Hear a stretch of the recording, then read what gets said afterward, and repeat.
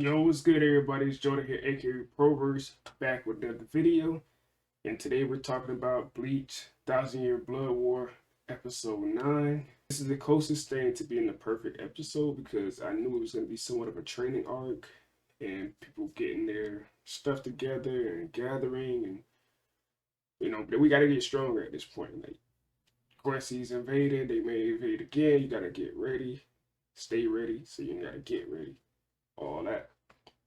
We start off with Ichigo and Renji pretty much finishing up their healing with Tenjiro. Man, that dude tough now. That dude is tough because that boy said, "Yo, if I would have punched you and you was weak, you would have died."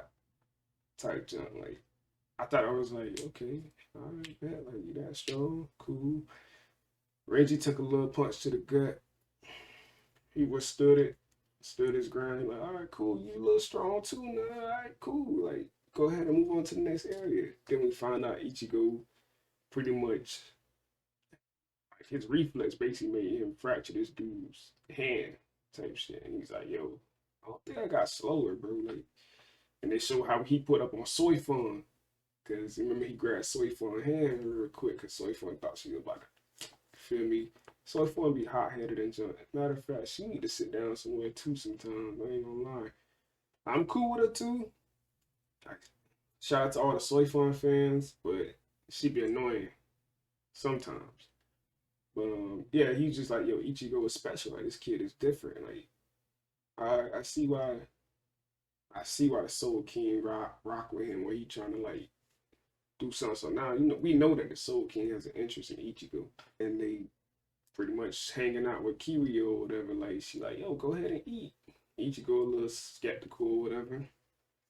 Renji like, nah, bro, I'm about to eat. Like, she like, nah, you ain't gotta worry about nothing. Just go ahead and eat. Ain't no tricks, ain't none of that. Just go ahead and eat. And I thought it was really cool that they gave Renji some type of intelligence because at this point we thought he was just a brute. He did have some good strategies and stuff when he fought Sayalapro in the past series, but you know, Renji's kind of a meathead to some extent. So him telling Ichigo like, nah, bro, like we training right now. Like you ain't got no reason to have no survivor's remorse, none of that, cause we healed up our wounds. That's making us stronger. We eating, we getting our energy back. Now who knows what's next? We probably about to start training. You feel me? Like we already training type jump. You know, like, that, all right, cool. And Kiryu come back. She bad. I'm pretty sure we saw her in the original series. Cause I think she went to the Royal Guard. I believe her and Shinji were close because she pulled up on him in episode 8. He like, hold on, you saying Kiryu? Like, you looking a little different type job. But she playing a little clueless, like, nah, I'm a little different. But then when they see her come out looking all bad, you feel me? They like, hold on, who are you? Like, they about to go train with the dude that created Zanpakuto. This black dude look eccentric as hell. Like, he look dope. Like, he kind of weird because they all weird in their own ways. Like, you gotta be a little weird to be this strong. Like, they all look weird. But the fact that he created Zanpakuto, that just like everything is just exciting for me at this point. I'm just going, ooh, Jiru became the head captain. He thought he was gonna leave behind his girl.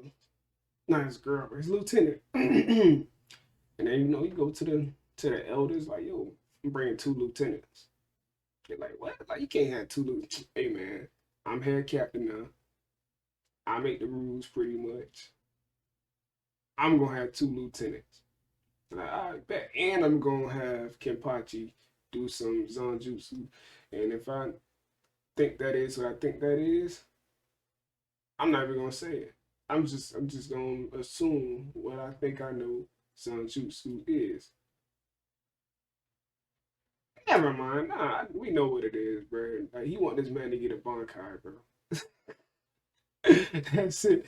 That's pretty much it. But the Quincy's are taking Bankai, so it's kind of like, is it worth it? And Kenpachi's already stupidly strong. So what exactly are they trying to accomplish here? If we know this information, and then we kind of skip a little bit, and then he's saying like, yo, I want Unohana to pretty much train him in it. And then they go down, him and Unohana go to the old criminal barracks or whatever. Like, man, like, what's crazy is we know, like, they kept on hinting at Unohana being a monster. They're like, yo, she the scariest person. Like, literally, they know, like, she's the scariest. She's the, like, biggest monster here. Like, all types. I'm like, I get kind of sick. Cause she quiet. She's sweet. She's a healer. I'm like, she's sneaky though, because they keep saying that. They've been saying that since the first part. They never show any signs of her being dangerous in the first part, really. Like, other than like scolding people with a smile, like, and they're like, nah, that ain't no regular smile. Like, she's pissed off and she might kill me, type jump. So her being like, nah, like her versus Kenpachi. Kenpachi like, yo, like, all right, like, okay, we about to go fade, we about to fight. She like, okay, I appreciate you taking off your eye patch off rip. It ain't gonna be enough, but there's gonna be a fight. And Jiru like, not like in his mind, he like they think that it's training, but really it's a fight to the death because one of them about to die. So I'm like, damn, so we can't have Unohana and Kenpachi out here. Like, well, Zaraki. Let's give some respect. Kenpachi, Unohana, and Kenpachi, Zaraki fading it out.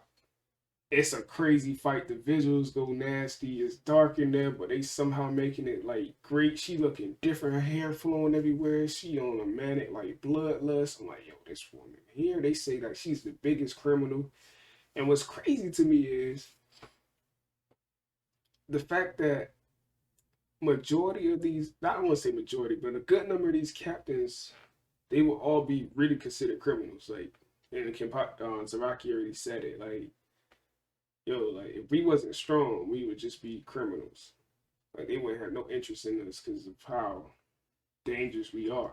Like, but Zaraki, Unohana, Mayuri, who else? The I guess you could kind of count the holified Soul Reaper captains too. It wasn't their fault that they were holified, but they were definitely vilified.